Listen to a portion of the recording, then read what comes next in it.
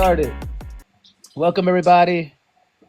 This is our third round of the tournament. So this is the semifinals. We have Kayj going up against Jim on the proposition aesthetic realism is true, where Kayj will affirm, and we'll begin with his opener. He'll have 7 minutes, and Kayj will start your timer whenever you say your first word. All right, so check it out. It's like this. Today, I'm going to defend a position known particularly as aesthetic realism, more specifically, moderate aesthetic realism, a view clearly developed by Mr. Dr. Zangwill. Yes, two fucking titles, whatever. I want to begin with a simple observation, one that, all of us have some type of feeling or had some type of intuition towards at our lives. There are moments when our life or beauty just sort of hits us. A song's melody catches your breath. A landscape catches your thoughts if you touch grass. A work of art feels perfectly composed, like it couldn't be otherwise. But in those moments, it doesn't feel like you're inventing beauty. It feels like you're just simply recognizing it. And beauty seems to belong to the world, not just to you. That intuition that beauty is discovered is the heart of sort of my view. But of course, things aren't always this simple. So let's talk about the dumb fucks that don't agree. Some people think beauty is entirely subjective, a matter of personal taste. Some people think other people, like regular aesthetic realists, think that beauty is some objective law that binds us in a way that's similar to moral realism, robust realism. My view rejects both of those things and takes the best of both worlds. My view says that beauty is real, aesthetic judgments can be true, but that the reasons beauty gives us are conditional, not categorical. But beauty still exists independent of us, but it doesn't command us. So simply put, to lay this out somewhat structurally, if beauty exists, it must supervene on natural properties, things like form, balance, proportion, tone, color, texture, etc., etc. Change any one of those and the supervenience relation changes, beauty changes. Aesthetic judgments are truth-apt and stance independent. When we say something is beautiful, we're not describing how we feel, we're making a claim about the object, and that claim can be right or wrong. If aesthetic judgments are truth-apt and stance independent, then beauty is real, because its truth doesn't depend on anyone's preferences or conventions. Beauty gives us reasons for aesthetic engagement, to admire, to attend, to appreciate, but these reasons only apply if we care about the aesthetic domain. Therefore, beauty is metaphysically stance independent, but normatively conditional. And that's essentially my view in the logical form, and it's worth believing. So let's actually get into the way our aesthetic life actually feels and functions and how my view best accounts for those intuitions and phenomena. Beauty is grounded in the world. That's the first thing, right? The first idea that beauty supervenes on natural properties, I'm just saying here that beauty isn't mysterious or some ghostly quality, like some non-natural view that I think there's some type of beautifulness that floats around in the world, as if you can reach out and touch it. My view says that beauty depends on real observable features of things, their symmetry, their color, their melody, their tension, their release. If those change, beauty changes. That's why we can argue about art. We can point to features, not just feelings. If someone says a poem is beautifully written, we can look at its rhythm, its iambic pentameter, its diction, its internal balance. We can show what makes it beautiful. Beauty isn't just type of a metaphysical hidden essence. It's a real pattern. That's why we have professionals in the field. And beauty is not just true. It's not just felt, but it's true. The claim that aesthetic judgments are truth-apt, if you will, and stance independent. When I say this painting is beautiful, I'm not just simply reporting some fact of my preferences, like I like this. I'm making a claim about the object itself, a claim that can be wrong. Or else why have disagreement at all? If I'm just stating my preference towards something, it'd be like people debating about my preference in ice cream. No, I think vanilla ice cream is the best, or I think chocolate ice cream is the best, or other type of domains in gastronomic realism that we think is absolute gibberish. I'm not just reporting my reactions, right, when I'm saying that something is beautiful. I'm not saying that it's infallible or that it's just some type of cognitive attitude I have. I'm saying, well, look at the line, the structure, the color. This thing is beautiful. And I try to get others to see those same things when I use these features to track the true feature of the world, making my judgments truth-apt. I also think beauty is real, but please don't get this twisted. I don't think it's categorical. This is where the moderate part of moderate realism comes in. I agree that beauty is real, but I resist the idea that it binds everybody in the way moral facts do, as according to a moral realist, that is. In metaethics, if something is morally wrong to a robust realist, you have categorical reason to do it, no matter what you care about. But with beauty, the reasons are conditional. That they depend on what your participation in the aesthetic stance, your willingness to see the world aesthetically. For example, if you're a musician, you have reason to seek harmony. If you're a painter, you have reason to balance color and form. If you're someone attending to beauty, you have reason to admire what's beautiful. But if you're completely indifferent, if you simply don't care about the aesthetic, you're not violating reason itself, you're just simply missing out. Right? Beauty gives us reasons, not obligations. It moves us, but doesn't command us. This distinction between metaphysical realism and normative modesty is what makes my view moderate. This will be confused throughout the debate and be a constant talking point. Keep this in mind. I want to say that beauty exists independently of my attitudes, but it only gives us reasons to those who stand in the aesthetic domain. Now, why should you accept this over my interlocutor's view? Well, I just given you a litany of reasons explaining how it accounts for your everyday intuitions, but if that's not acceptable, I'd say it's because it captures the best of both realism and subjectivism without collapsing them. It takes the best of both worlds. I say that pure subjectivism can't explain why aesthetic disagreement matters in the same way my, vanilla preference is more important than the chocolate, why I appeal to objects' features when an art critic talks about a specific art from a domain. Robust realism, on the other hand, about aesthetics can't explain why people rationally ignore beauty, why someone can fail to appreciate art without being morally defective, implying this categoricity of our reasons. Well, my realism, Zangwill's realism, gets both intuitions correct. I preserve the objectivity of beauty, but it's saying it's real and out there, and my perception is what determines it, but not really relating back to the sort of queerness about categoricity that seems to be gibberish to the anti-realist here. Well, my view is powerful because of that very fact. It takes beauty being a part of the world's fabric, not mere inventions of preference, and I treat them as real and something like that. So all I want to say here is that to be a moderate aesthetic realist is to stand between two illusions. The illusion that beauty is the only in the eye of the beholder, and the illusion that beauty is a universal law that binds all people equally. But instead I affirm that beauty is in the world, and what we call it is conditional, our attention, our care, our openness. But beauty doesn't shout, it invites. It compels us, it reveals. But we don't just project my meaning whenever I say something's beautiful. I'm just sort of taking leaves and uncovering it from the thing that I'm observing. And that's what it means to be a moderate aesthetic realist, to believe that beauty is true, that it's grounded in the world, that it gives us reasons to those who care, and that it reminds us quietly but insistently that there's more to the world than utility, power, or preference, more than just my mere subjective attitudes. Beauty is real, but it only speaks to the ones who will care to listen, and I hope you all care to listen to me today. All right. And that will conclude Kayj's opening. And now, Jim, it's your go. And you get 7 minutes whenever you say your first word.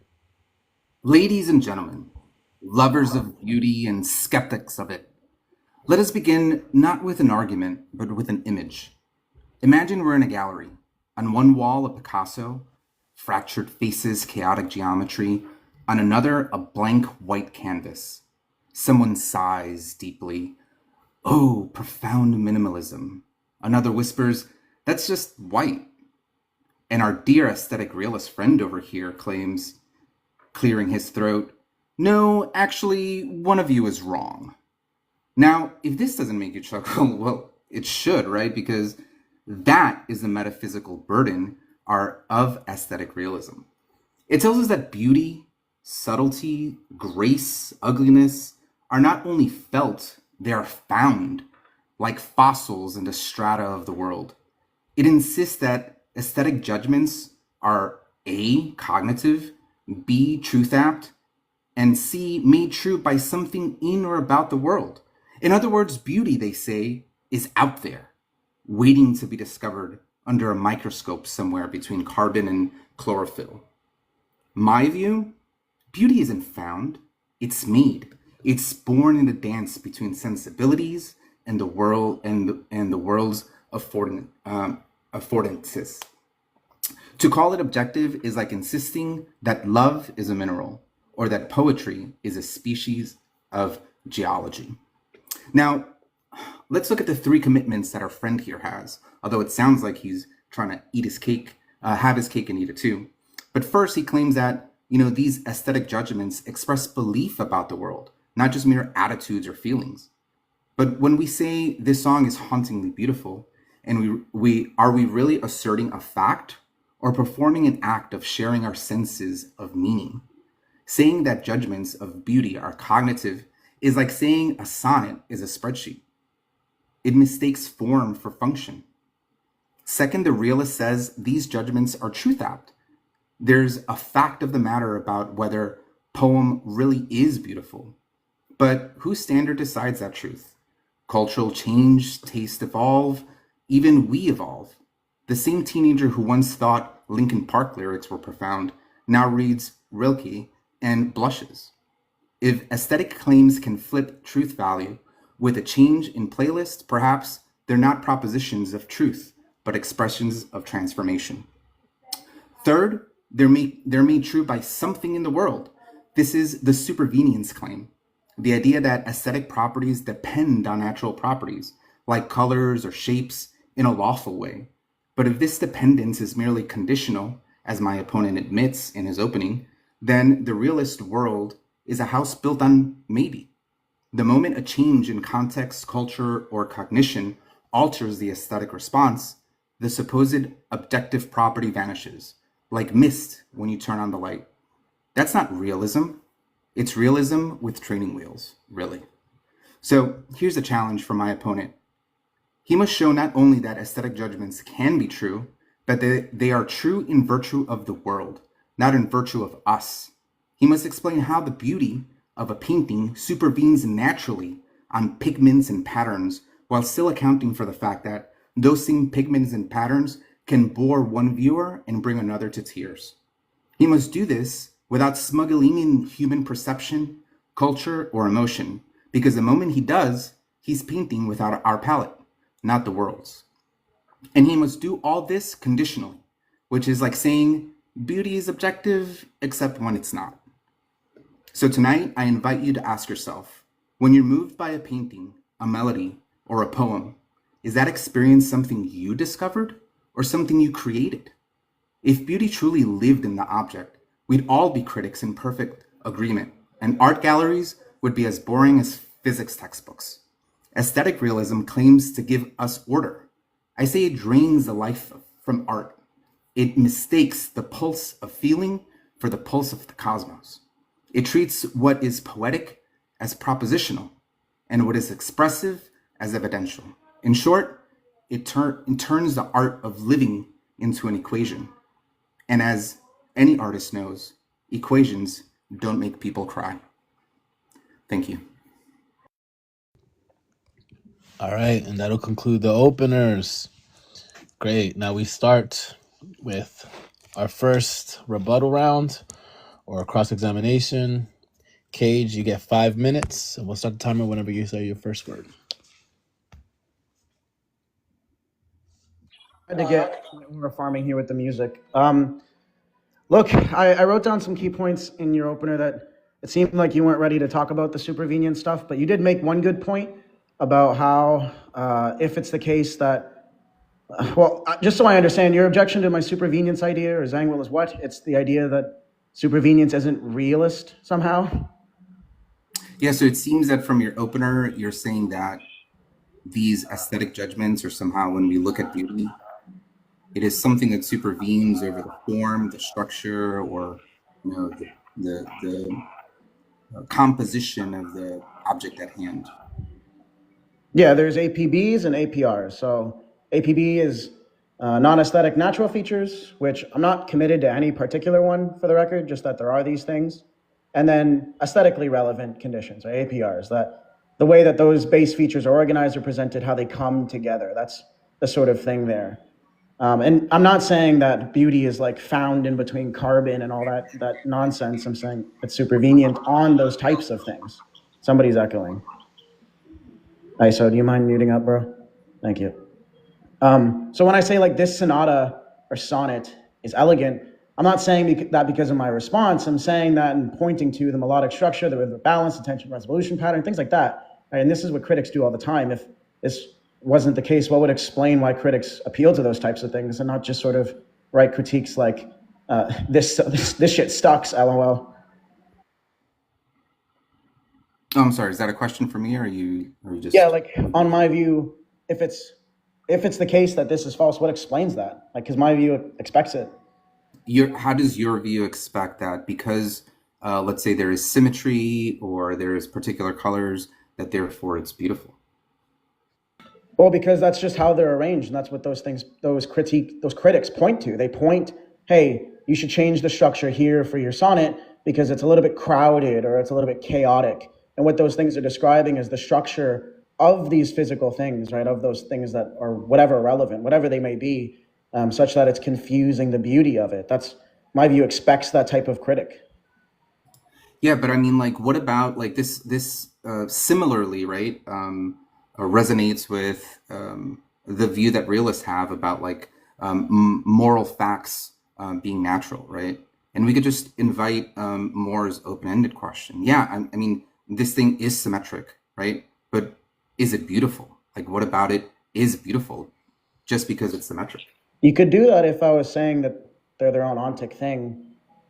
Right? I'm saying they're supervenient too.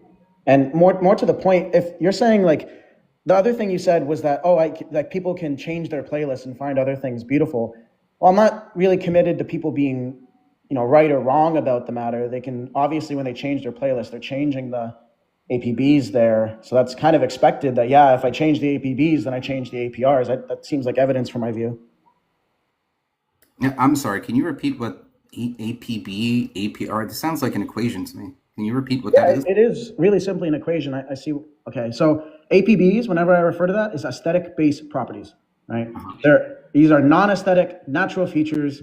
I'm not committed to any particular one, but examples are line, color, proportion, movement, harmony, texture, balance, form. You're an art guy. You should know what critics talk about when they talk about aesthetic-based properties. And then APRs are aesthetic relevant Wait, properties, right? The way in which those APBs are organized. do you think that when art critics are looking at a piece of art, they're considering these aesthetic base properties within the art piece? Oh, absolutely. When like on that fugue statue, a lot of the critiques were, "Hey, look, these APRs feel crowded, or the painting gives me a sense of anxiety." What they're doing there is they're not just describing their emotions about That's wait, I'm sorry, is that APR or APB? Because you said no the APB. aesthetic base properties, right? Yeah, when they say this painting feels crowded, they're saying, well, this object in the painting is too close to that one. This one doesn't feel shaped right. And it's affecting their judgment. And the judgment being whether it is or isn't beautiful. It gets vague. It gets Isn't blurry. isn't that like to presuppose what they're meaning, like their mental states in terms of what crowded means, and if that indeed supervenes, that like notion supervenes on whether the lines are together or separate or not?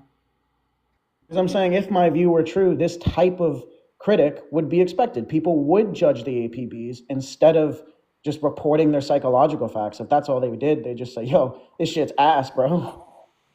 Time. All right. So that'll conclude Kayj's cross. Now, Jim, you get 5 minutes. We'll start whenever you say first word. Yeah, so like I'm trying to understand your view a little bit because it seems as if though you are seeing that it's the best of both worlds. I'm not seeing how this is any different than like, let's say, for example, under moral realism, right? I'm sorry, under moral anti-realism.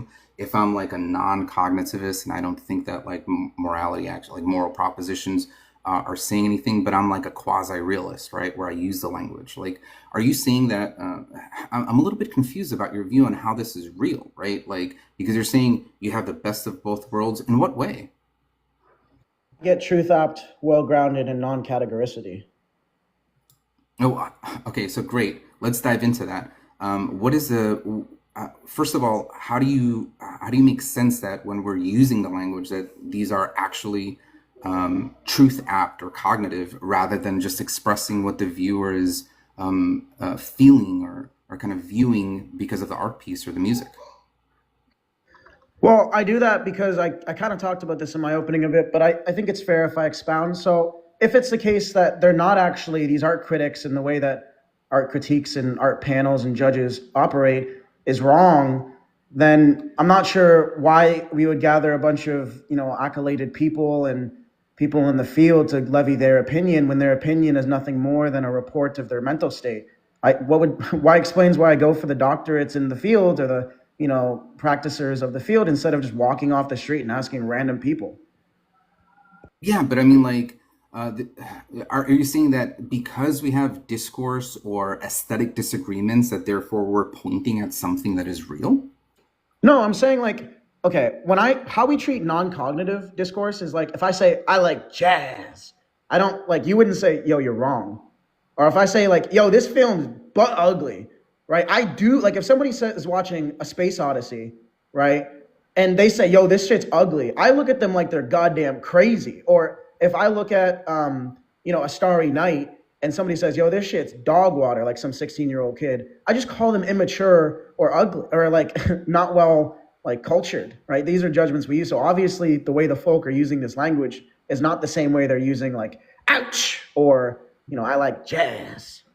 Yeah, but look, you appeal to this like folk intuition, but I don't think that the folk really have a fully fleshed out view of what it is that they're doing, what it is that they're expressing when they use this type of semantic, right?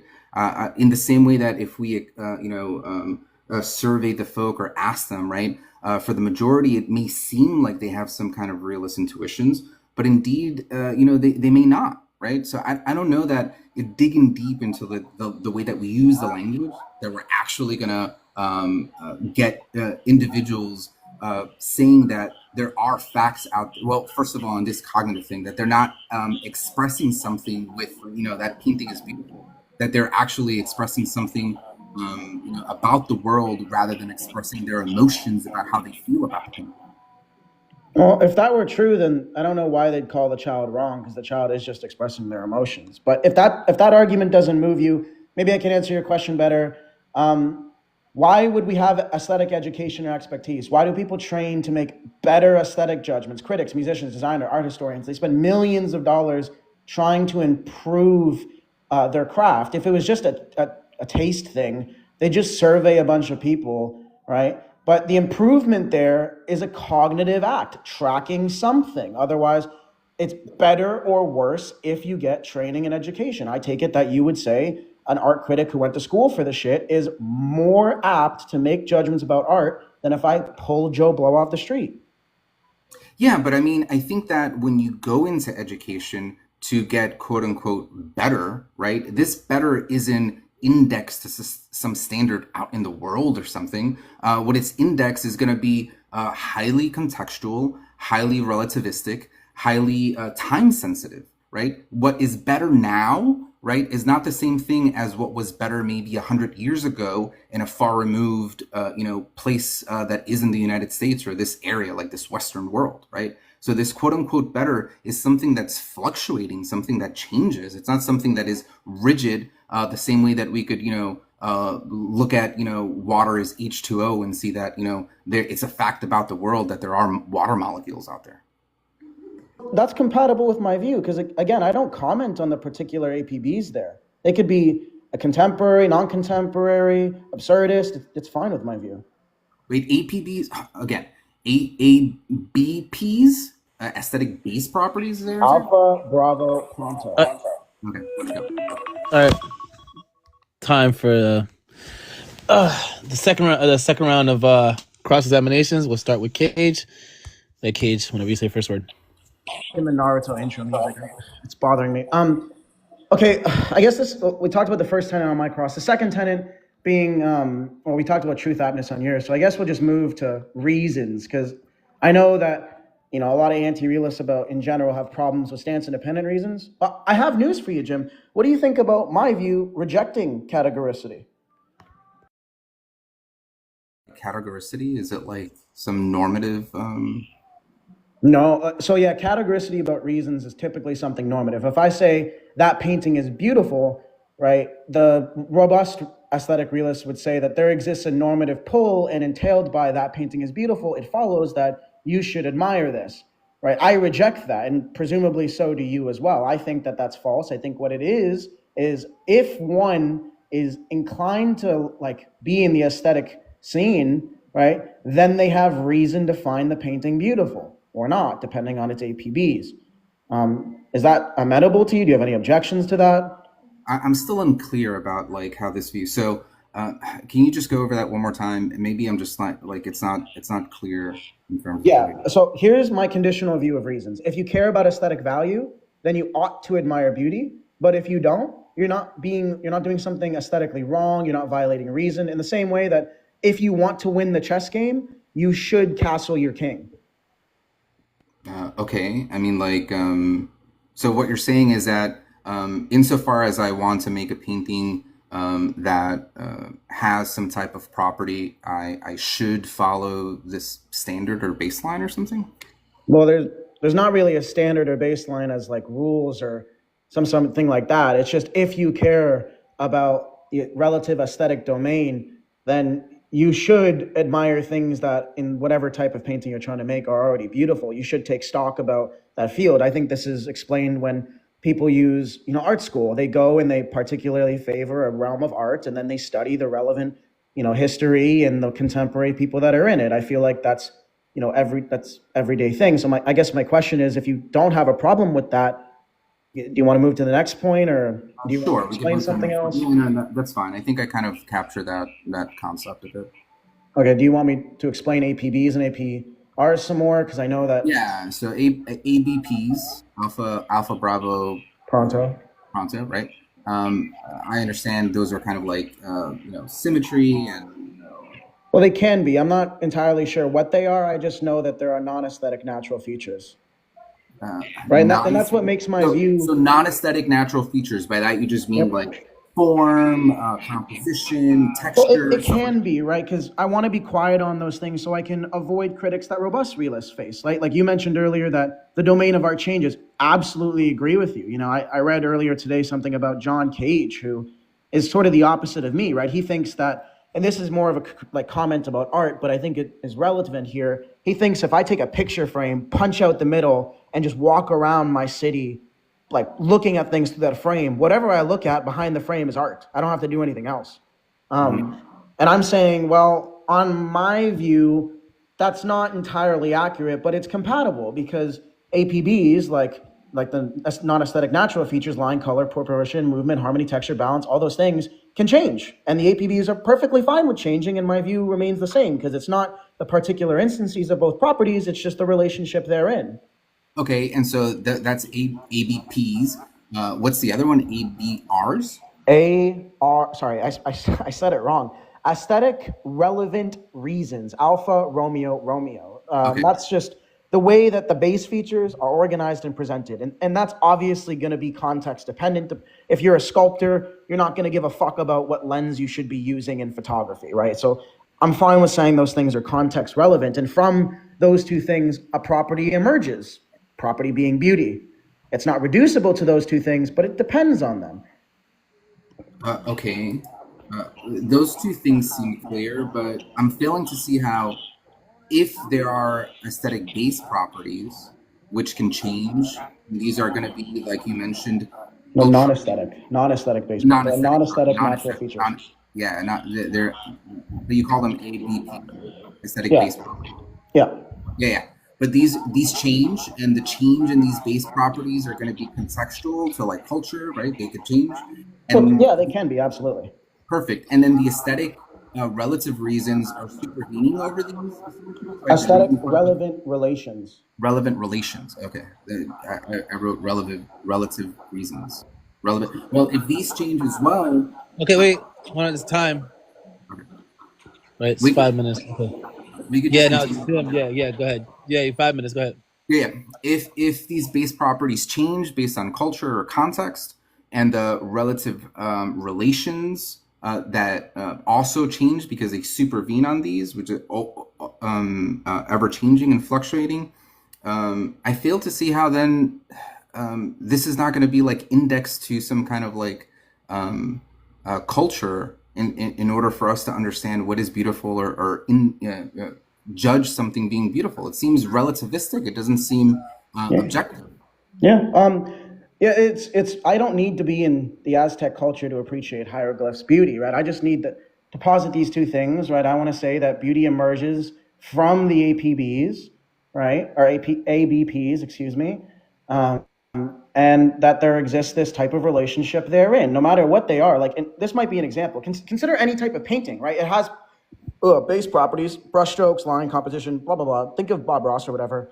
The arrangement is might be particular to Bob Ross, even. It might be so like relative as to him, right? If I see a Bob Ross painting, that shit's iconic, right? We all fall asleep to him ASMR type shit. But the painting's beauty is not, as a robust realist would say, it's just there's this red property, triangle property, brushstroke property, and beauty property. I'm saying how those red triangle brushstroke come together, right? There exists a supervenient aesthetic property that's dependent on the features still real and objectively instantiated, because the epistemic question is divorced here. If it helps you think of it, think of like type B physicalism about the mind. It's the same sort of relation there. Sure, but I mean, like, I'm still not seeing, like, it's hard to grasp that this relation, because there's symmetry. Therefore, everyone would agree that such a painting is beautiful, or such a painting is ugly, or a piece of music that they're listening to. They don't? Sorry, I interrupted. Go ahead. Yeah, no, that's fine. I mean, but your claim is that this relation necessarily makes it such that it is beautiful. Not for all arrangements, right? Obviously, art critics spend hours and hours sitting in theaters arguing about the non-aesthetic based properties, right? That's what they do. And I'm saying, look, I mean, if what you're asking me, if I'm interpreting you charitably, is take any object, duplicate its aesthetic or non-aesthetic based properties, would they both be beautiful? Well, insofar as those two like aesthetic based properties are identical, then yeah, but you're just asking me, would I create another object for which is identical to the previous one that I already think is beautiful? Then of course it obtains, right? That's not a problem. But if you're asking me, is there still exists epistemic disagreement such that we have reason to doubt whether these non-aesthetic based properties make it such that beauty exists? Well, no, that's just like science. There are still flat earthers, even though we all agree science is a stance-independent domain. There are still people that try to argue with empirics that it's wrong that the earth is spherical. That's just to say there exists disagreement. That's fine.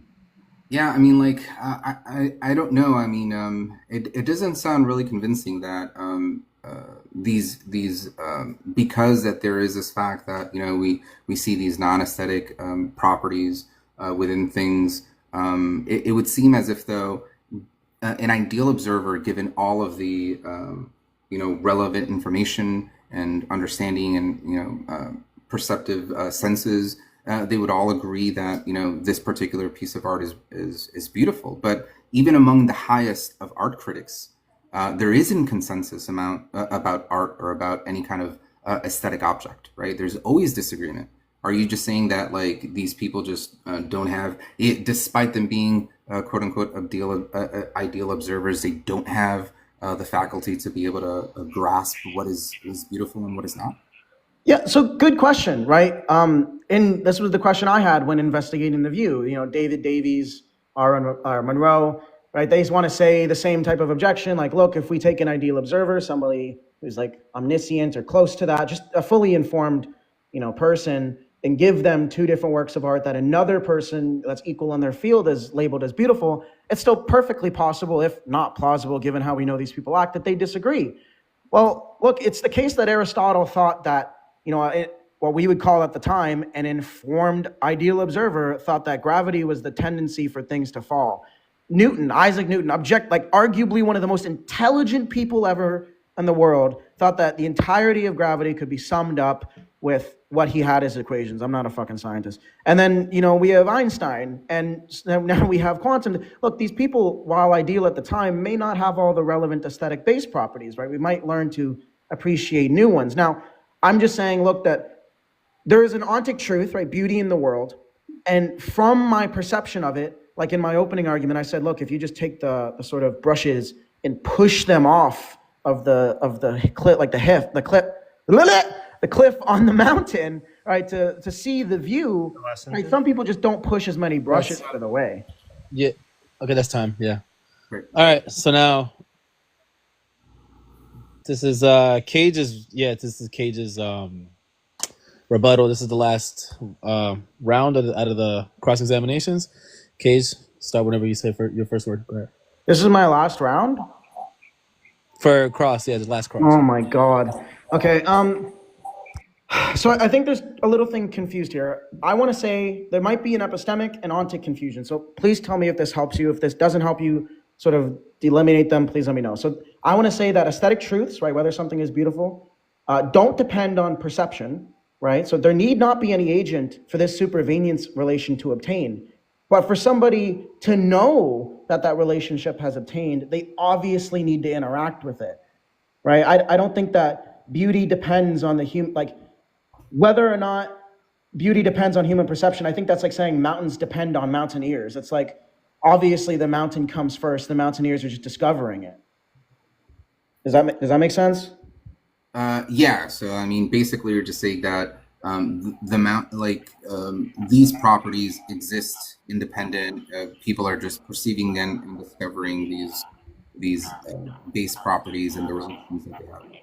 Yeah, Back. and you agree that these people can be wrong. Obviously, if I move this brushes off the mountain, take that, or like a really big rock. I'm a big dude. So if I move the rock to see more of the mountain, I can levy a judgment that it's beautiful. But if the Thor, right, Hafthor Bjornsson, moves a fucking crater, right, to see a really ugly, or like maybe somebody smaller than me, sorry. So I move a huge rock, I see a beautiful mountaintop. Somebody else moves a small rock and only sees a disgusting valley, right? Just a mud-ridden swamp.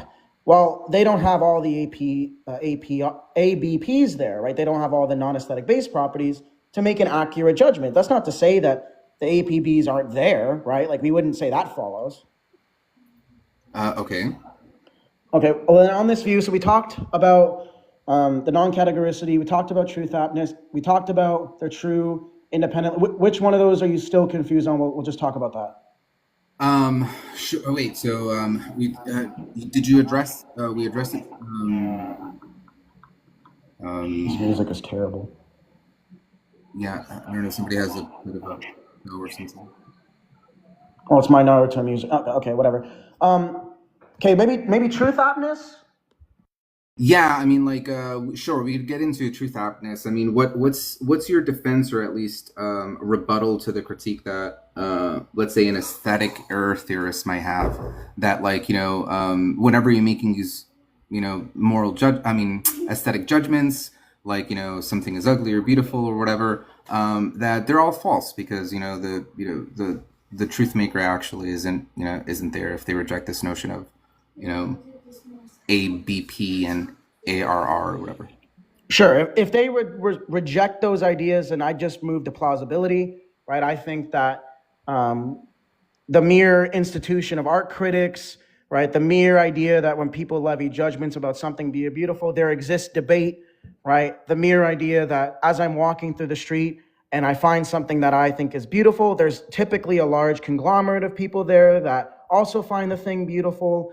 And that's not in like a small group. That's obviously done by the masses.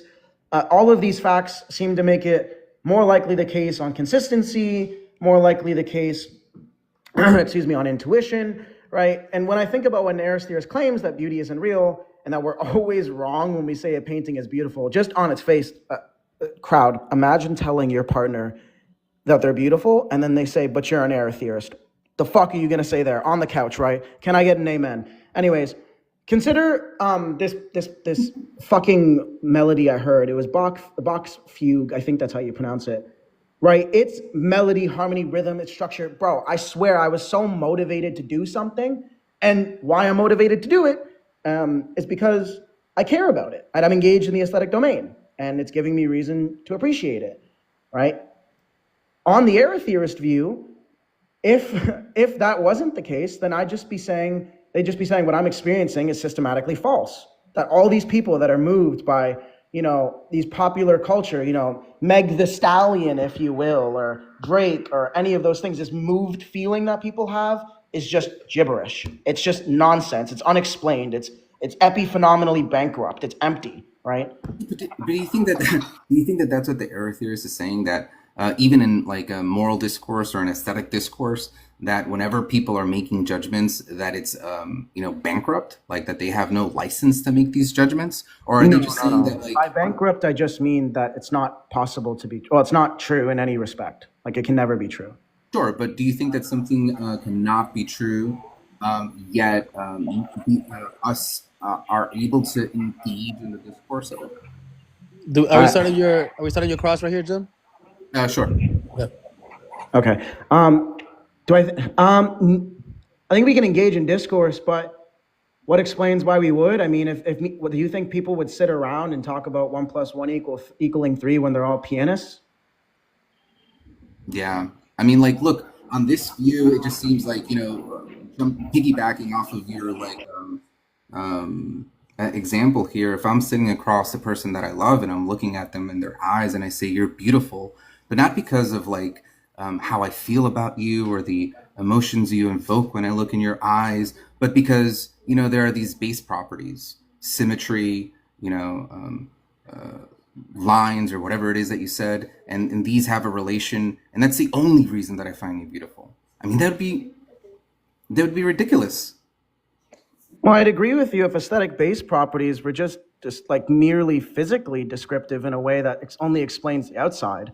There are plenty of artists, Jim, that make a point on this very commentary where they have a really boring outside, and then as you break apart the shells, right, you get more and more aesthetic-based properties that are actually made up of the thing's identity. Think of even in Shrek, right? When you peel a fucking, what's it called? An onion. Right? Shrek is like an onion. I can't tell if it's sorry. Just yell at me if I can't really hear you because I'm using my phone mic. But peel the onion, and the more you peel, more and more and more, you find more ABPs that are true of the thing, true of the identity of the person. So no, honey, I don't just love you because you got a fat ass and a nice rack. I love you because you're a kind-hearted person. You have a beautiful smile. The way you treat people is amazing. And in addition to the fat ass and nice rack, the way that those things make up who you are, generate this property that supervenes on that thing. It's beauty. Yeah, so are you telling me, look, if we existed in a world without perceivers, right, without people to perceive these, base properties or whatever, I don't know, like if all minds vanished, are you telling me that something like the Taj Mahal would still be beautiful? Or is it just merely some symmetrical structure? Okay, yes, it would still be beautiful, but not in an epistemic way, right? Obviously, it wouldn't. Mountains would still exist if there are no mountaineers.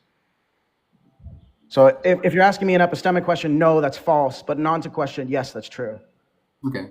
Well, I mean, if these things just supervene, if I'm understanding your view correctly, these properties supervene on this, like these, or at least beauty, right, supervenes on these kind of like base properties, natural properties, you say that are intrinsic, right? Symmetry, color, etc., etc.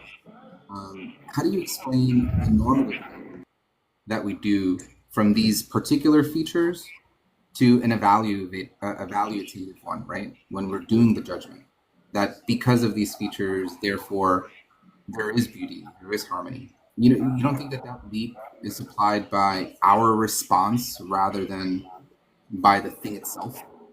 No, because if it was by our response, what explains why people wish to choose the way things are arranged, right? Instead of art critics saying, my response just here is because of some other type of causal explanatory thing here. What explains why they say, yo, you should change this, change that, and then you'll be beautiful? Or it might then we'll come back and, I'll perceive it again. Yeah, but those changes, like you already admitted to earlier on, fluctuate.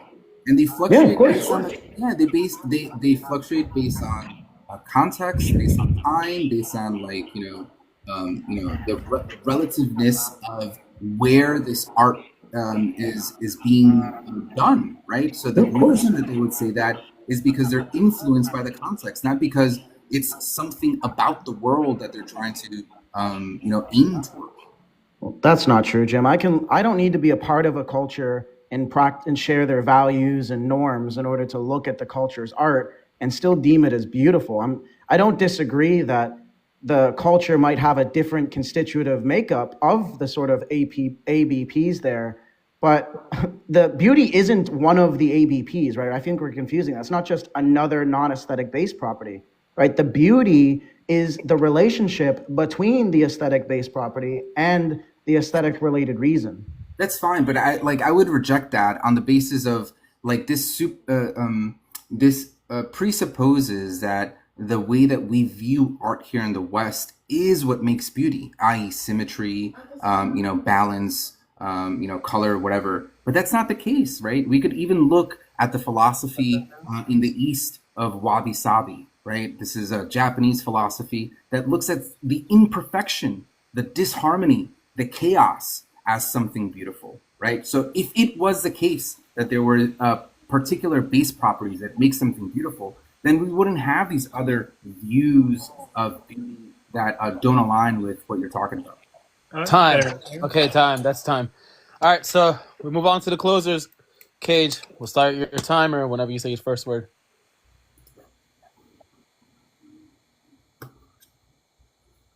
Kayj.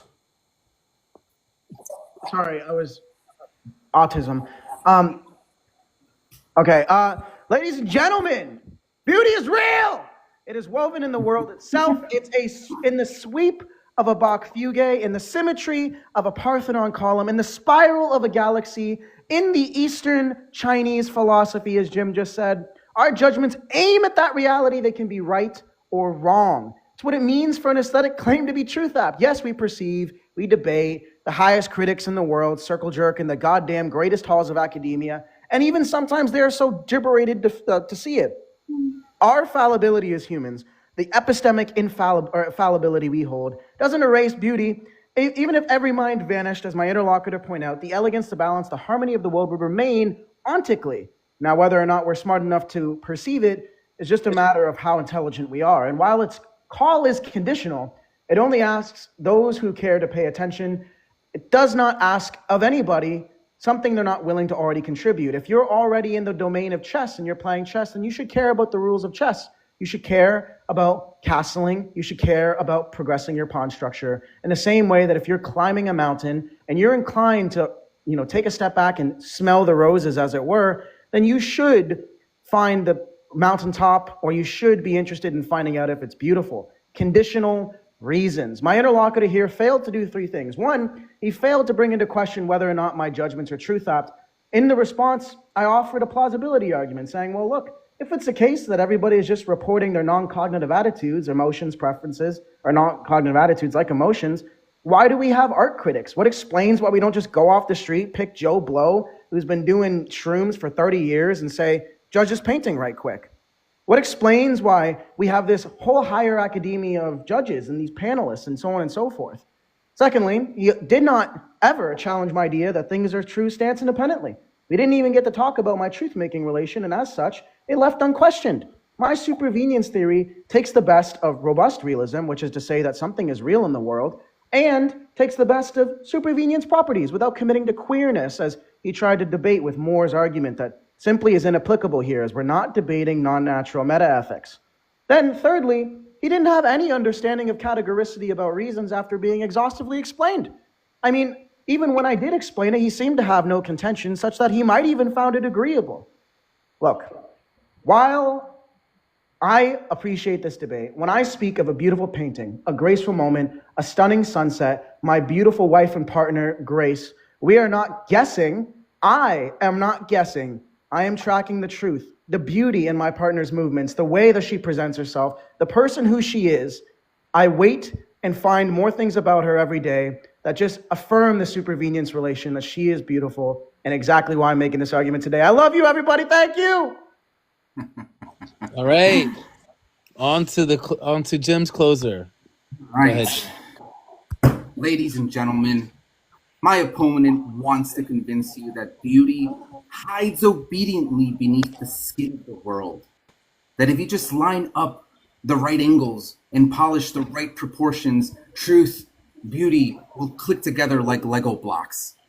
He wraps beauty behind this philosobabble and equations. A, B, P, A, R, R. Sounds like a whole bunch of ABS. I call that wishful geometry. The realist tells us that beauty supervenes on geometry, on balance, on order, as if though beauty were a polite tenant, paying rent to the natural properties below. But the moment you look closer, that landlord vanishes. Symmetry is everywhere. Snowflakes, spider webs, parking garages. Yet somehow, no one writes love poems to parking garages. If symmetry were the secret, then the equation for beauty would already be solved. Architects would be philosophers, and every rectangle a vision. But we know that's not how we encounter the aesthetic.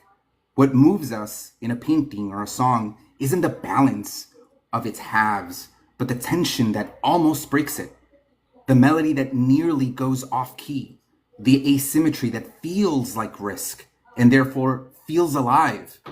Supervenience tries to flatten this mystery into a neat metaphysical spreadsheet.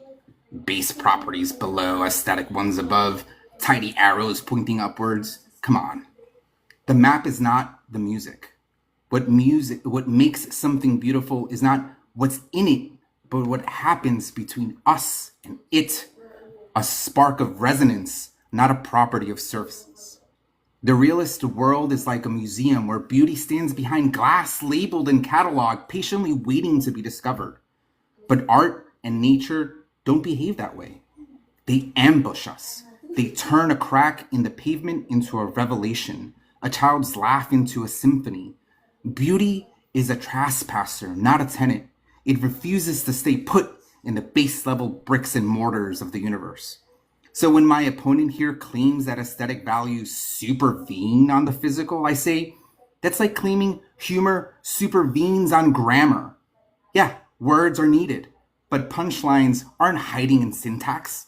The joke exists in the timing, in the response, in the shared understanding between the speaker and the listener. In short, it's in us. Beauty doesn't supervene, it emerges, it improvises, it dances through our forms of life and our forms of seeing. To reduce it to symmetry is to miss the jazz of existence, the offbeat, the swing, the humanity in the imperfection. So I stand here not as an enemy of order, but as a defender of wonder, because the realist's universe is tidy, but tone deaf. I prefer mine is messy and full of music. The world isn't beautiful because it's well arranged, it's beautiful because we are. Thank you. All right, and that'll conclude the debate. So, judges. Thank you for your you guys need candor. more... Huh? Judges. Candor. You guys are never gonna let me live that down. But All right. Well, yeah. So, judges, you guys need more time to score the debate. Also, judges, I sent a rubric for you guys on Discord. I don't know if you guys need it, but it's there for you. yeah. What happened, Isa? Speaking out of a goddamn Kinect microphone. Yeah, you guys to walk into the McDonald's. Hello? Can you hear me now? Do I have to use the rubric, or does it No, you don't have to. Yeah, like you can judge it. By the way, shout out to Mitch for the rubric. Mitch was the one that designed the rubric, which is pretty cool. Thank you, Mitch. There's a rubric? Yeah, Frickson, I sent you the rubric the first time we had debates, remember? Troy, here's a rubric? It's the same one. I learned about a rubric. Yeah, it's the same one that you've had already. I mean, you don't have to use it if you want to. Okay. I do not. If it just helps you with if it guides you in some way to... Look, my realist intuitions say it's wrong to not follow the rules of chess when playing chess. Yeah, this is gonna be... I can't wait to hear the judges, man. If you guys are ready... Can you guys hear me better? Yeah, we can hear you now. Yeah, way better, yeah. If you guys are ready to score and tell us who you think won, you know. Yeah, we should probably do like judges and then like make some room on the panel for questions. Yeah. Right.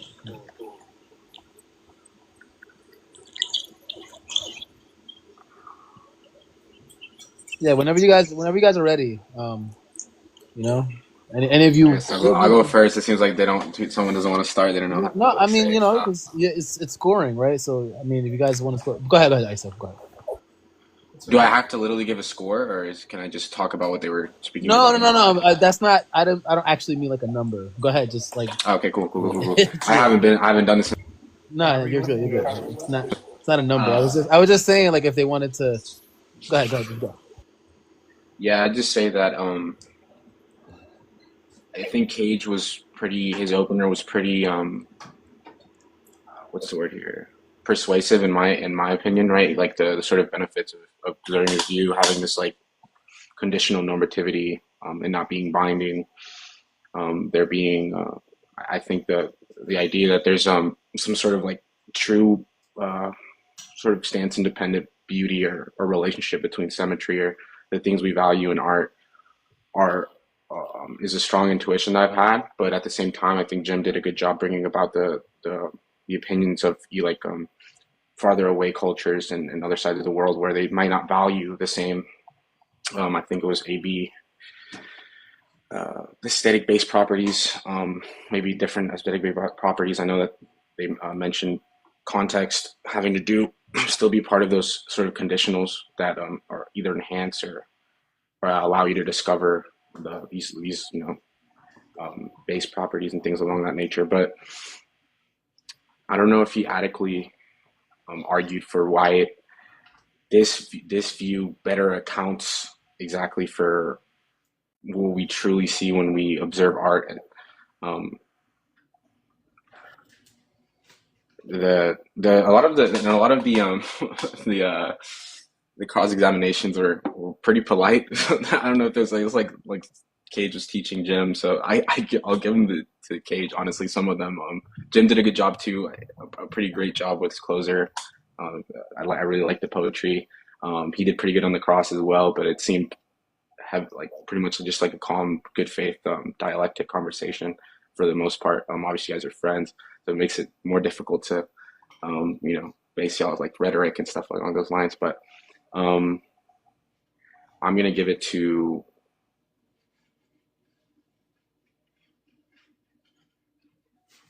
Kayj. Well, I think he did a pretty good job of sort of arguing or persuading people to adopt his view and the benefits of explaining specific things. well, thank you for your candor. Candor. Now we can get on to the next judge who wants to go. I'll go. Yeah, I agree with a lot of what Iso said there. I thought the openings were both good. I thought Kayj had a pretty strong opening in particular. When it came to some of the arguments that came up, well, first of all, I would have liked to see Jim press the kind of open question argument a little further, because he just kind of gestured at it once, and I thought Kayj gave an incorrect reply. Initially, he said something about how that would apply only if his view was committed to this, had some sort of ontological commitment or something like that, and that was just wrong. I don't know. It didn't make any sense, but it wasn't followed up, so I can't really give Jim a huge one for that. But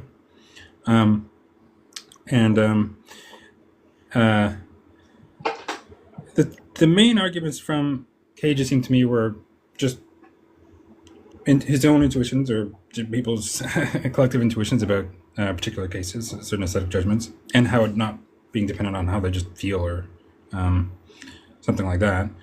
And then the inference from there being these sorts of disciplines having to do with aesthetics, with film or art and so on, and people put a lot of money into that and they have disagreement, and also there's some disagreement, but also a significant agreement. And that those are pretty good. I thought they could have been pressed a little better by Jim. Another argument that Jim raised, though, was concerning it seems, variability of correct aesthetic judgment by time or place or culture or context. I'm not sure that Kayj addressed that really well, because at one point he said, no, but I don't have to be part of the Egyptian or ancient Egyptian culture to appreciate the aesthetic qualities of their hieroglyphics or whatever. I don't think that was the point, though. The point is that it seems like the true aesthetic judgments seem to vary by time or place, and that, at least it might be alleged, is in tension with or incompatible with the sort of realism Kayj was endorsing. Now, personally, I do think there's a way to make those things compatible. You put the variability on the level of semantics, yada, yada, yada. But still, I don't think the way Kayj addressed that was correct. I thought Kayj did pretty well, actually, when addressing some of the concerns about like particular cases, like, the judging the beauty of a partner. His response that no, but there could be more things that count as ABPs than just maybe some of these surface features. And actually, that would seem, if he got another chance to reply to Jim's closer, I think he would say the same thing about much of what Jim raised in his closing. yeah, some of these asymmetries itself, in certain cases, can be aesthetically relevant properties as well. So, yeah, I didn't think that came across well from Jim towards the end there. I was a little bit confused about Kayj's view at one point where he said something to the effect of how the beauty emerges from the relation between the aesthetic-based properties and the ARRs. Maybe I misheard it, but that doesn't make any sense. The ARRs should be inessential to the aesthetic qualities. That should only be relevant to what motivates us or what reasons we have, and as a result of, in part, the aesthetic qualities. But regardless, minor quibble. I would have liked to see more discussion on the semantics and stuff like that. I think both debaters did pretty well. Definitely, as I've discussed, some shortcomings on both sides. But overall, I think Kayj came out a little bit better. So I'll give it to Kayj. Okay, thank you for your judgment. And the next judge can go. Wait, so is that like 2 for Kayj, right? Yeah. It's 2 for Kayj. All right. All right. Anyone else wants to? Oh yeah, I'm willing to go first. Sure. I've got like a bit of like an outline. I can't log into my Discord for like a phone verification related issue, so I've got like a kind of like a schematic to hand. So obviously as a preface, because some people in the comments seem to be concerned. No, neither I nor any of the other judges have particular bias. Yes, I'm friends of both of the people, but I've no real preference towards one of them. I found both of them had, pretty good openers, maybe some needless poetry, but I mean, nonetheless, they were relatively fleshed out. I think Kayj's maybe took the cake, but that's only because, he had loads of kind of pre-planning as to his view, and Jim would seemingly need to borrow from just general anti-realist kind of lines of reasoning. I found that Kayj's first cross-exam couldn't be properly maximized. I think even up to the second set of cross-exams, it seemed to have just been primarily Jim kind of needing to understand the APBs and ARR thing. And arguably, I think it's kind of unreasonable that Jim had to have done this. I think, Kayj, you should have included those in your opening. I don't recall hearing ARRs and APBs in your opening, and they were seemingly crucial to the whole discussion because obviously we're discussing like emergence here. I think in the later cross-exams, although I did find the APB thing quite convincing, I did think it was pretty fleshed out, as expected from Kayj. I still hold some contentions I could flesh out later. I think Jim did quite well in highlighting the main point. So what is the abductive warrant here? I think seeing as Kayj is the one that's affirming this, he should have given a lot more motivation on his whole argument from professional fields, as Troy said. Like, effectively, he's saying, why is it there's a convergence and that people invest so much time and money into these institutions and these careers to assess these features? Well, there's various anti-realist pushbacks, and maybe if Jim didn't, cover the full breadth of comments he could have made, I don't think Kayj gave enough comprehensive, motivation for that. Nonetheless, I think it could have been a little bit better in terms of the time dictated, but I think I'll probably have to give it to Jim on like a really, really slim amount, just because Kayj was the affirming one, and I don't think the abductive warrant kind of part was properly defended. Absolutely. Thank you for your input. And then the next judge can go. All right. We're starting Tiny. First, I would like to thank everybody for choosing me to judge. Thank your host, Coco and Carla. Going to the debate, it was an interesting debate. We started with Kayj. I would give his opening as a great opening. He gave us examples. He demonstrated the fact that it's non-categorical. It's a moderate aesthetic realist account from Zangwill, etc. And he gave us also good intuition pumps. But when it comes to Jim, I prefer Jim's opening, where he gave us the painting examples and gave Kayj three burdens to uplift. We have beliefs about the world, some facts about the world, judgments, if they're truth apps or not, and what is it made true by, in virtue of what those facts are true. When it comes to the opening, I'll give it to Jim. Moving to the back and forth, I'm gonna, for the first session, I'll give Kayj the point, because it seemed more of a Jim trying to understand Kayj's position, more about the ABP and how the reasoning worked. And I would give it to Kayj also because he gave pretty robust answers to Jim's questions about like the intuitions, if it was just the intuition of the folks, or is it something further. But when it comes to this, the latter part, Kayj, when he defined beauty as an emergent from the ABP, and we didn't have a good account, it sounded quite vague. I think he could have expanded it a bit more on it, but he made the distinction between the ontic status and the epistemic status, where these ABPs are stance independent, but can be sort of found, and he gave good demonstrations with the hieroglyphics. Quite vague on the participation part, because somehow he rejected participations, but somehow when you look into those forms of hieroglyphics, you're somehow participating in them. He didn't make the distinction quite clear. And for the conclusions, I would give it to Kayj. He had pretty good responses. It was very close. Jim had also great ending. And on the end, I think Kayj takes it. That's for me. All right, Tiny.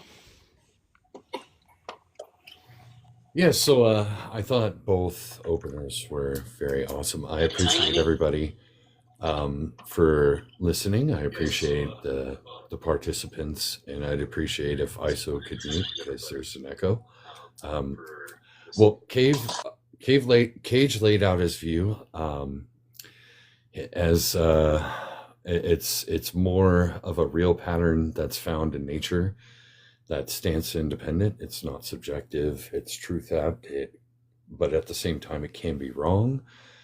He related it to moral realism and robust realism in Zangwill, and it's more of a grounded thing than a preference. While Jim's opening was focusing on the imagery of art, the profundity, how it's built up and a progressive thing, and it's not something that's found in nature, and it's a shared presentation. And he laid out how the realism view makes it less meaningful or impactful. I think that both did very well in those openers, but I'm going to give the opener to Jim. And then in the first round of cross-examines, Kayj laid out how it's a supervenience, and it's built on types, and it's an arranged structure over a scattered structure. He's taking it as like an ontic form, and he was trying to lay out the ABP and the ARR, which he said is APR, but that's neither here nor there. It was rejecting categoricity, and it's more of a normative pull.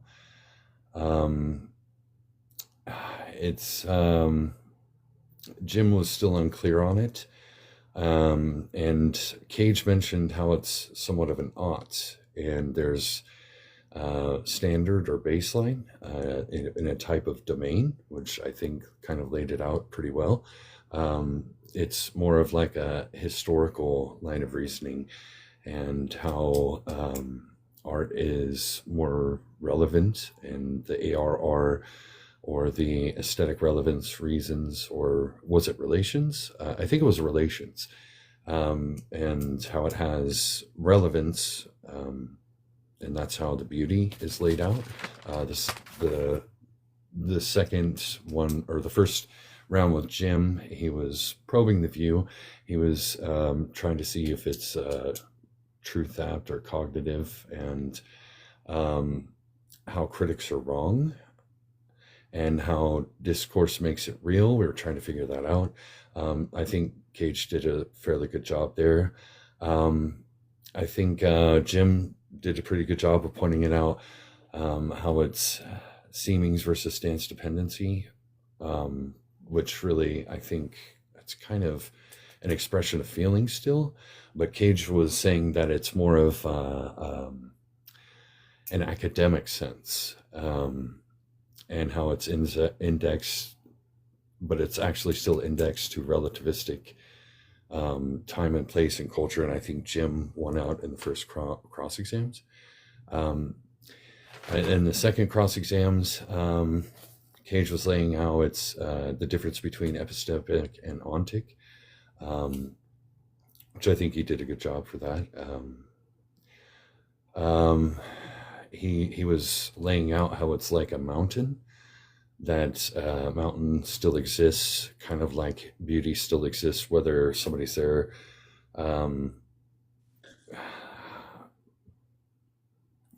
He did mention something about error theorists as well, but I didn't really hear why error theorist fails. I didn't really get a good explanation for there and how it can't be true. And then in the second round with Jim's cross-exam, he showed that change happens with a fluctuation between culture, time, and it's relativistic. I think he did a good job there.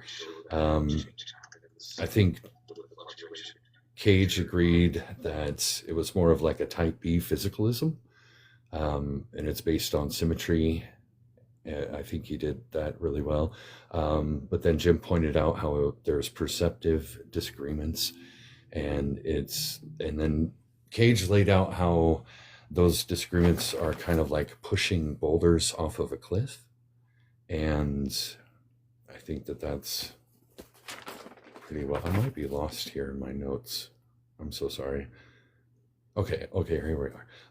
In the third round, Jim was laying out how wabi-sabi and the point of chaos being beautiful in a misalignment, and that's a really good job there. I think I'm gonna give that to Jim as well. And the ending statements, I think Kayj did pull out the fallibility of critics and how it still applies to this, and how there is still some sort of framework there, like the rules of chess, and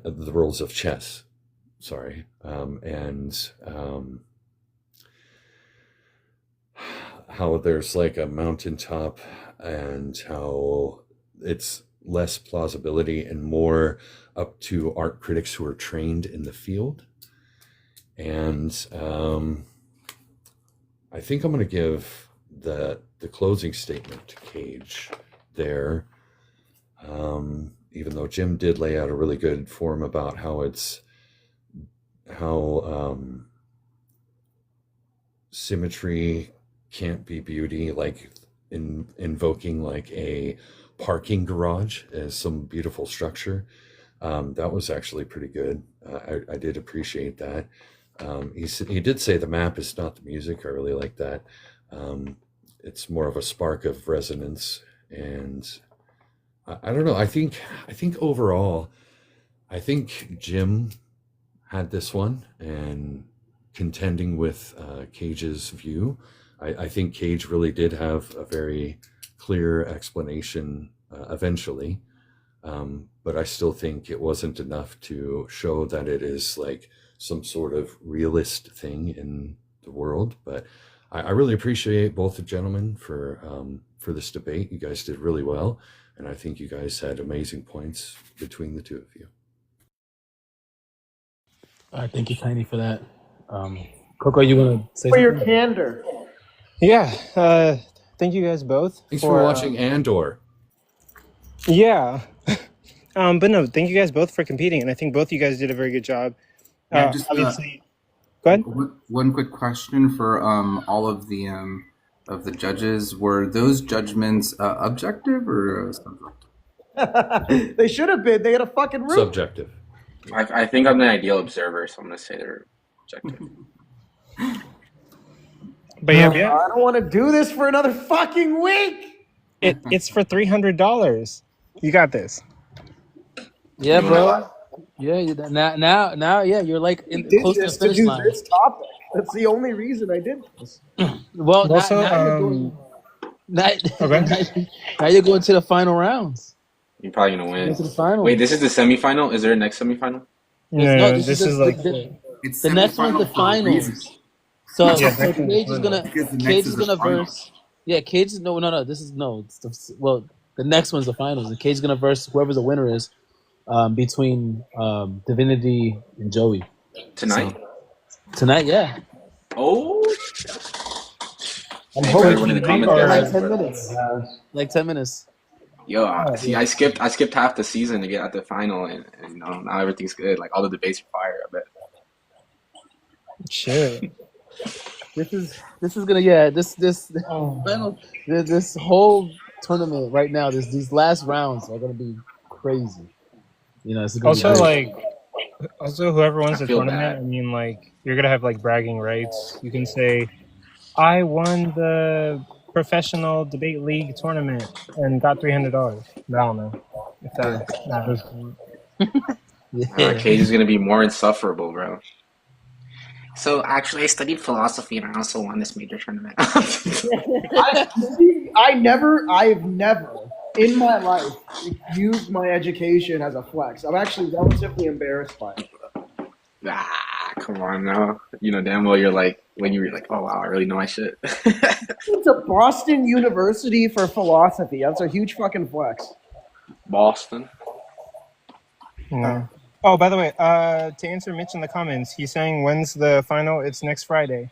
But also, like, yeah, both of you guys did very good, and like, obviously, we all respect you for like how much work and study that you guys put into this. Wait, I'm assuming you guys did, but like, did you guys read before this debate and look into No, Evan was supposed to help me with the position because he had a really funny idea, and I texted him like 3 days ago. I get nothing, and I text him today. He's like, "Fuck, my account was hacked." I And I'm mean, like, wow. I don't know, but like this debate was scheduled for last week, and my interlocutor was so underprepared and so scared that he faked some kind of emergency just to get an extra week to prepare. Oh no! And so That's not what happened at all.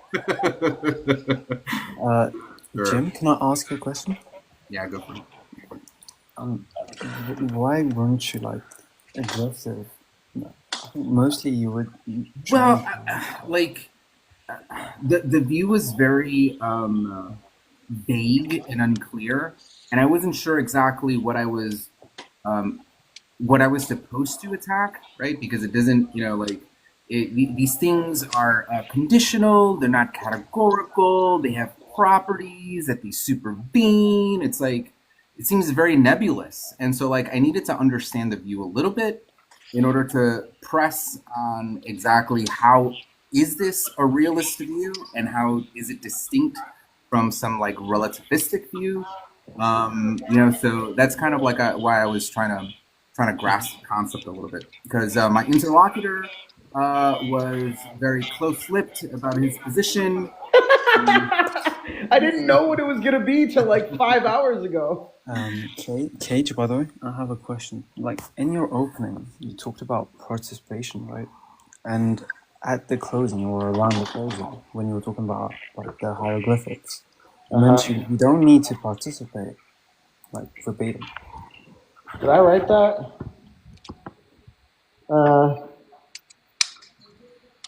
What? I didn't say don't need to participate. I said I talked about a painting. It's beautiful, graceful moment, stunning. Mentioned. I wrote here. Mentioned things about grace. And then yeah, that was it. In my opening, I talked about Like somebody said I didn't give an argument. I gave a deductive argument. I was considering running the evolutionary debunking argument for aesthetic. Aesthetic Yeah, so properties. let's try to clear the panel. Besides Kim and Jay, We did talk about ABPs. I I talked said Kim and right Jay. here. I said if Jim and beauty Kayj. exists, it supervenes on natural properties, things like form, balance, proposition. Unless tone, color, Coco and wants to texture. stay up. Coco, you can stay up if you want to. And But Kayj. that's Oh yeah, I'll stay up. Jim and Kayj. Yeah. We should probably get to audience questions. Yeah, and let's critiques. clear the. Yeah, besides Jim and Kayj, let's clear the panel. But thank you, judges. We really appreciate you guys helping us out. What's the next? Wait. So when is the It's next? in 5 minutes. Let's try to do this, ISO. What is it? What is it about? But you don't have to. You don't have to judge that one. We just needed you for this one. No, I know. I'm saying what it's about. Though. Oh, it's society ought be a social democracy, and Joey Rivers is affirming. Okay. Yep. Okay. All right. Right here, right now. What's up? What's up, guys? Hey, that was a good debate. Yeah, my question is, Kayj. From now on, when you call your fiance, your partner, your wife beautiful, are you gonna say? Well, at least I think so, but I could be totally wrong about that. I have no idea because there's a huge epistemic problem with your beauty that I'm just. It's insurmountable, actually. What did that say? In order for me to assess how beautiful you are, I'm gonna have to peel back all these layers. Dude, I thought that shit was so rhetorical. I thought that shit was awesome. Wait, I have a question. I don't know Well, I mean, if the next question can be answered, but like we've never seen someone use Shrek in a debate before. So like that was actually kind of cool. okay. Well, Yeah, that was a yes or no question. Yeah, so I'll be sure to tell her I could be. Okay. Yeah, just hedge your compliments from now on, okay? You could be wrong after all. Everybody could be wrong about everything. so question. I don't know if this question was already asked, but I'm gonna ask it anyway. The question is, Jim, I think you asked a really good question about, cross culture, aesthetic judgments, and then Kayj responded with saying, I don't have to share the culture of like ancient Egyptians to think it's beautiful. And in my mind, I was thinking, you don't need to share all the culture, but it seems like the point of what you're trying to get at, Jim, is like you're sharing the relevant cultural values to make the same judgment. So like maybe not every cultural value shared, but the relevant ones for the beauty judgment is shared. Is that what was trying to be said, Jim? Are you asking me? Yeah.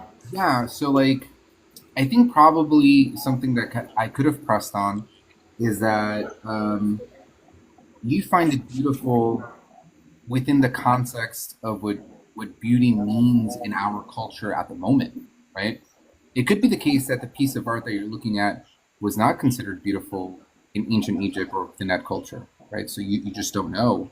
And so, yeah, I mean, like, I was unclear how he would do that. And I was trying to kind of like see if I could hammer that point in with the notions of how beauty is understood in the West as opposed to another culture in the East, right? And that if it were the case that there were like these standard base properties that make something beautiful, well, we don't see that in the case of like how beauty is understood, maybe under like this philosophy of imperfection, where there is asymmetry, right? So there's a loss, there's a disconnect. And so that's kind of like what I was trying to probe at. I'm wondering if you press that a little bit more with the judges, because I feel like Kayj got away with Schmurder there when he just kept saying, well, I don't have to share the culture to agree with to agree with some ancient Egyptian, think some ancient Egyptian art Right. is beautiful. And I'm like, wait, that's just begging a question against the view. Well, Yeah, and I feel to see that if these properties the arrangement or whatever, even if the relationship supervenes on the properties, but the properties are such that they change with culture, well, how is that not the same thing as just taking a relativistic view, right? So relativist notion, which is an anti-real position rather than a real one. Yeah, like fundamentalist Christians today can still agree with like Christians of the old, like the founding father of Christianity, where they're like, oh, it's okay to stone a woman. It doesn't make it less relativistic. But yeah, I'm curious about what the judges would think. The reason I answered it the way I did is because I already talked about the epistemic question, right? The whether or not a Japanese garden instantiates a different form of beauty, and just realized through different configurations, which on those configurations I made sure to say I'm not interested in stipulating if that's the epistemic question. And it's not interesting to ask me, well, on these very different culture or histories where the aesthetic judgment seems to vary, Troy was right, and when he was talking about his stuff, my response should have been in the debate, well, that's just because of the ABPs, right, and the epistemic, like this epistemic access to those therein. Well, is your statement something like if they share all the ABPs and ARRs that they would deductively necessarily reach the same conclusion about their beauty, the beauty of the art?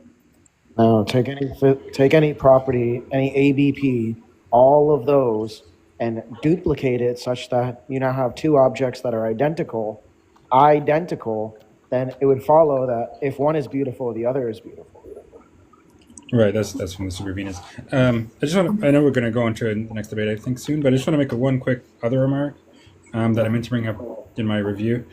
Kayj, you made a weird argument for, in favor of your view based on like aesthetic motivation, saying that something to the effect of, look, if we're not tracking these objective beauty facts, and there's or if it's an error, then there'd be no explanation for why we're motivated or something like that. In regards to the appearance of things and so on. Maybe I'm not capturing exactly what you said, but there's something along those lines. I didn't really get that, right? Because someone could care about, other qualities, right? They might care about how it looks to them in a way that's not just about the aesthetic qualities. You see what I'm saying? Like they might care about the function of the thing, and insofar as it's beautiful. They might care about other features of it that aren't aesthetic qualities or don't entail certain aesthetic qualities. Yeah, they might. I just don't know. Like if you have like when people stand back and remark that their machine works beautifully. Yeah. Yeah. Well, on that's just again a different type. Like those would be applying to objects for which have like a function, right? I don't know if paintings. You could say that paintings hang on the wall beautifully, but is that the painting or the frame? And are you really making a judgment of the painting and or the frame? I don't know. No. But just thinking about a painting, right? Someone might like certain symmetries or whatever. Of course, they're going to agree that they have those features, right? If they're an atheist, they're going to disagree that those are what fixes being beautiful or something like that. So I think maybe all those judgments are an error. But nevertheless, they agree that they have certain symmetries or whatever else, right? Certain color combinations, and they might care about those, even if it's not because they contribute to or fix its aesthetic quality. If that makes sense. Yeah, that might be my unfamiliarity with aesthetic error theory. I'm not entirely sure what's being said, so I tried my best to just dissuade or dispel with it as fast as possible because. I think that would have been interesting for Jim to press. Yeah, I thought the main thing you should have pressed was actually the open question argument. But anyway, I don't know. I'll leave it to the host here to see if we're going to move on. Yeah, Pai Chi, did you want to say something? Yeah, real quick. I just wanted to clarify, Kayj, like the aesthetic-based properties, were they strictly formal properties? And by that, what I mean is like strictly shape, form, color, or did they hinge on like subject and content as well? I'm not really want to comment on particulars. I just want to say there exist non-aesthetic natural features. Whatever you take them to be subjectively is fine. It is a type of relative view. Well, when you were naming the properties, it just sounded like you were naming strictly formal things. So that's why I was just clarifying here. Yep, just examples, things I could think of off the top of my head. If it's relative, it's not fucking real. I can have relative realism. Well, the reason I wanted to clarify is because like it sounded similar to Clive Bell's significant form, but he makes this distinction between aesthetic emotion and aesthetic judgment, right? So like form might link to aesthetic like arousal, but not necessarily preference or judgment. So that's just why I was just curious. Yeah. So thanks. Okay. Joe, what do you want to ask, man? With that, what's next? We got Patchwork. Do you have something to ask? I forgot my question. One last question before I drop. If these ABPs, right? If there's some kind of like epistemic gap, and you're like, why not? If we don't know what they are, how can you even think that they exist? Right? It's like No, it's not that I don't know what they are, the type of thing they are. I know what the type of thing they are. I'm just not commenting on the token. Just like pointing at some like vague notion of these things doesn't really point to them. Fuck you. Yeah. Yo, Kayj, where'd you get this view from? Did Evan help you, or is there a paper? No, Evan didn't fucking help me at all, that piece of shit. I thought he was supposed to. I know. Oh, man. That sucks. Still did good. Yeah. All right. Thank you for coming up. We're going to move on to the next debate. On God.